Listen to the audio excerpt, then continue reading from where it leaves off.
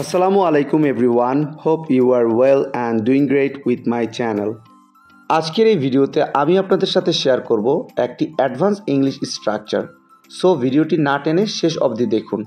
কথা বলা বন্ধ করো, কাজ করা বন্ধ করো, কান্না করা বন্ধ করো, খেলা করা বন্ধ করো।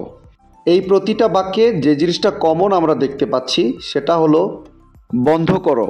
সো যখন আমরা কোনো সেন্টেন্সে এই ধরনের বাক্যগুলো দেখতে পাবো সেক্ষেত্রে আমাদের ব্যবহার করতে হবে স্টপ। এই টাইপের বাক্যগুলোকে ইংলিশে বলতে হলে সেন্টেন্স স্ট্রাকচারটি হবে stop plus verb plus I N G. চলুন তাহলে এই স্ট্রাকচারটি দিয়ে এক্সাম্পলগুলি দেখা যাক। কথা বলা বন্ধ করো, স্টপ টকিং, স্টপ টকিং। কাজ করা বন্ধ করো, স্টপ ওয়ার্কিং, স্টপ ওয়ার্কিং। কান্না করা বন্ধ করো, স্টপ ক্রাইং, স্টপ ক্রাইং।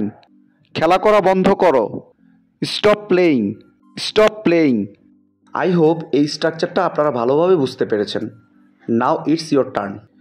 লেখা বন্ধ করো, লেখা বন্ধ করো। এই বাক্যটি ইংলিশে কী হবে আপনারা কমেন্টে লিখে জানাবেন।